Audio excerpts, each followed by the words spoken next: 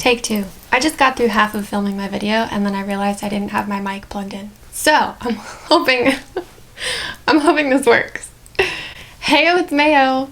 Today's video is about an article I wrote about a week ago about Lyme Disease Awareness Month. May is Lyme Disease Awareness Month. Fun fact. Sadly, I don't think most people actually know that May is Lyme Disease Awareness Month, and I actually don't think many people know what Lyme disease even is. I didn't know what Lyme disease was before I got it, but being aware of what Lyme disease is can actually save your life potentially. Since most people probably don't know much about Lyme disease, I'm making this video and I wrote my article just to share some simple facts. I'm going to tell you what Lyme disease is, some co-infections, how to prevent getting Lyme disease or co-infections, ways you can help spread awareness, and some organizations that can help you if you're sick. So, somewhere between 5 and 10 simple facts. First thing is we got to talk about what is Lyme disease. Lyme disease is a bacterial tick-borne illness, which means you get it from a tick bite. Just one tick bite can drastically change your life. I got sick 5 years ago, and I'm still sick because I got bit by a tick, and I went undiagnosed for a year. The longer you go without being diagnosed and being treated for Lyme disease, the worse you get. On average, most people are going 2 years before they're diagnosed with Lyme disease. And think about how much that would affect their health. Another fact is it's estimated that 300,000 people every year are diagnosed with Lyme disease. The most well-known sign of having Lyme disease is a bullseye rash that you get around the site of your tick bite. Less than 50% of people actually develop that rash. Of the 10 people I know that have Lyme disease, none of them develop that rash. The symptoms to Lyme disease are usually called flu-like because they appear flu-like. You have body aches, you have joint pain, you have headaches, you have insomnia, you lose your appetite or you have a higher appetite, you can gain weight, you can lose weight, you have this whole long list of symptoms, and it makes it really hard to diagnose. Number 2 on our list is co-infections.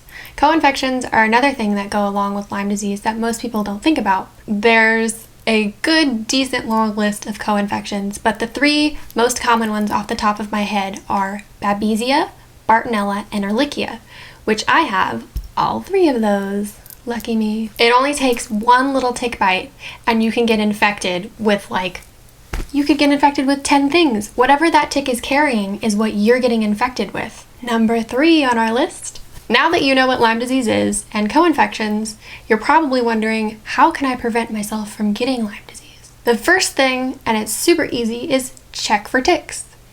Check yourself. If you've been outside for a long amount of time, check your body for ticks. I'll pin in a picture, probably right here, of what ticks look like. They can be super, super tiny, and there's tons of different types of ticks, and it's just really important to be aware of what they look like, how to spot them on yourself. And then the next thing to know is how to properly remove a tick. It's very important to not let the head of the tick stay inside of you. I can put a picture right here of how to properly remove a tick. You get tweezers and you have to very carefully and gently pull it out.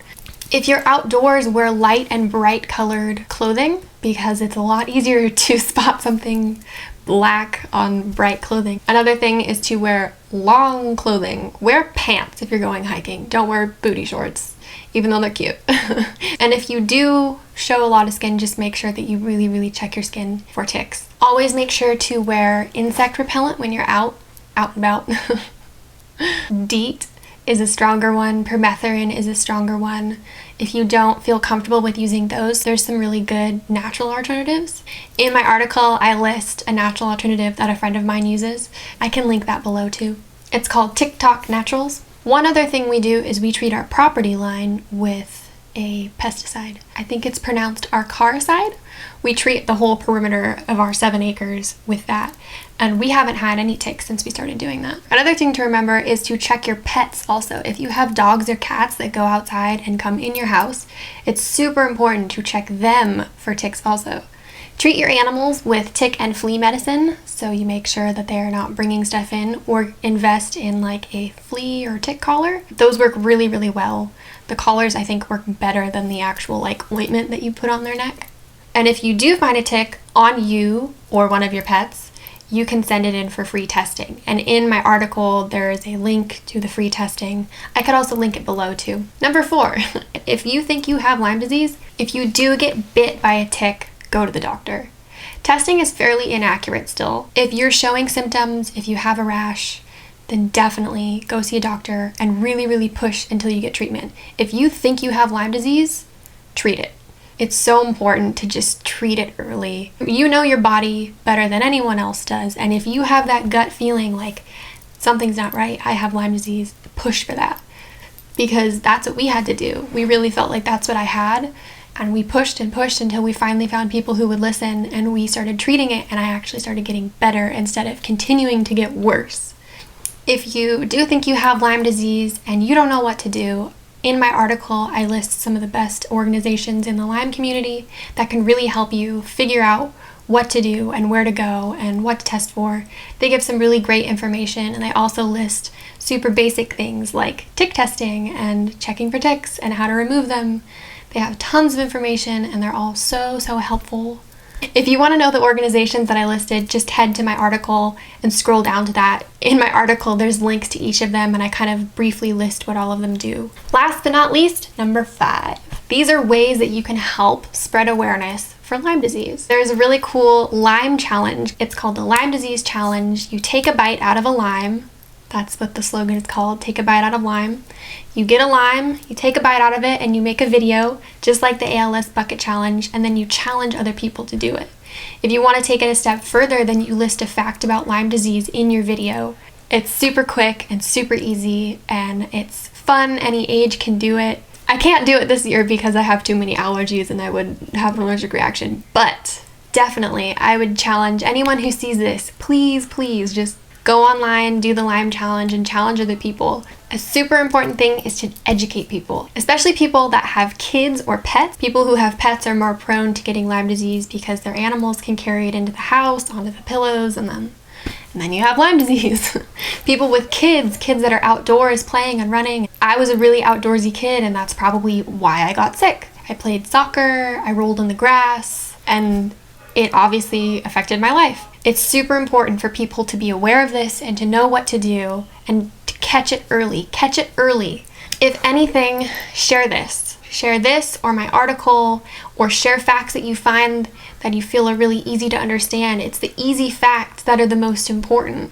Just knowing what it is and being aware is so important. Share this on Facebook, share information on any of your social medias, tell your friends, tell your family, just let people know about this. Awareness is key. Awareness can save a life. The only people I know that really care about Lyme disease are the people who have been affected by it personally. Either the people that are sick or their family who have seen them suffer or their friends. It's always the immediate people in this situation that actually really care. And I think more people need to start caring about this. The medical community won't listen, and we need more people to be advocates and to push for this change. We need more awareness. We need better treatment. We need a cure. There's no way we're going to get change just on our own. And the more people that we get into this cause and the more people that we can have care about this, the better our chances are of actually making the change we want to see. One of the quotes I've always loved and has kind of changed my way of life is, "Be the change you wish to see in the world." I strive every day to try and be the change I wish to see in the world. In my next video, I'm going to tell more of my story, which may get kind of emotional. This is the first in a series of me talking about my health. I used to not be able to talk about my health at all, and I'm finally in a place where I really want to. I want people to learn. And when I was 14 and sick and alone, I couldn't find anyone to relate to.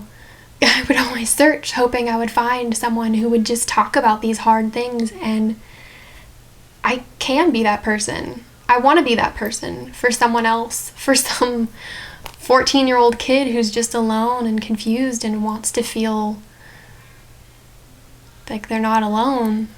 So stay tuned for, I think I'm going to call them Lyme Diaries. Lots more stuff to come too. Probably right after this, I'm going to take some clips of some of the arts and craft things I'm doing. I'm finishing my bedroom and it's super fun, super light and happy.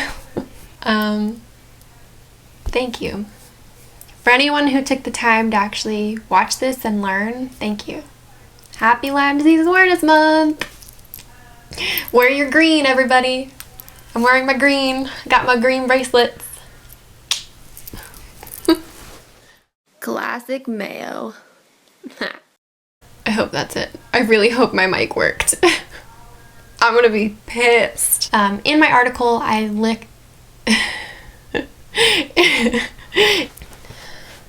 I'm about to sneeze.